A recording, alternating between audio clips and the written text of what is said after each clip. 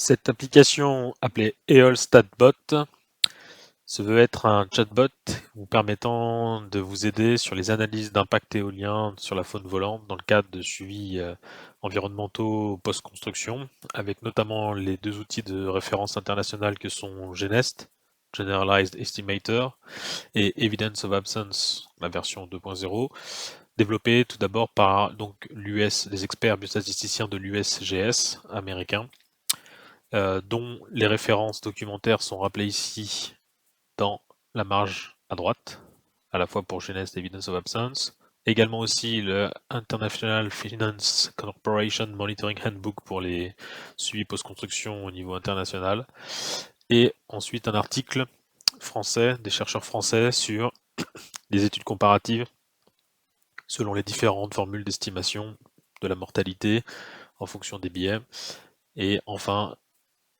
une autre publication récente sur la persistance des cadavres et également la réduction des biais. Donc tout simplement pour l'utiliser, cette application, vous pouvez soit simplement dérouler et regarder quelles sont typiquement les questions posées sur ce type d'outil. Donc il suffit de cliquer sur l'un d'entre eux par exemple. Qu'est-ce que la signification du paramètre K? Ça lance sous forme de chatbot une discussion et l'intelligence artificielle prend un petit peu de temps pour vous formuler une réponse par écrit en consultant donc toutes les documentations fournies au préalable. Donc voilà,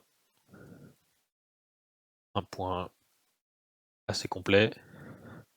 L'idée c'était de fournir une description et une explication un peu détaillée, un peu approfondie, pour qu'elle soit la plus explicite possible, en citant les sources utilisées. Ensuite, vous pouvez, dans la barre du bas, typiquement poser des questions vous-même, directement. Et encore une fois, ça va prompter l'intelligence artificielle pour formuler une réponse.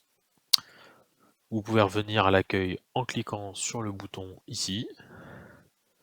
Et tout en bas, vous avez également aussi donc des liens vers les différentes vidéos tutoriels que j'ai pu faire sur la plateforme YouTube, sur ces outils, en cliquant ici, et accéder à deux autres applications connexes, à la fois pour donc le Redukeol qui vous permet de voir ce que se donne en accumulant plusieurs années de suivi consécutives et se projeter en termes d'impact sur les populations de manière assez simple. Et ensuite, ici, en face d'avant, un calculateur pour essayer de déterminer un seuil de mortalité acceptable pour les chiroptères en fonction de plusieurs paramètres et notamment l'utilisation du Potential Biological Removal adapté pour les chiroptères par les auteurs de Bat Conservation International, Frick and al.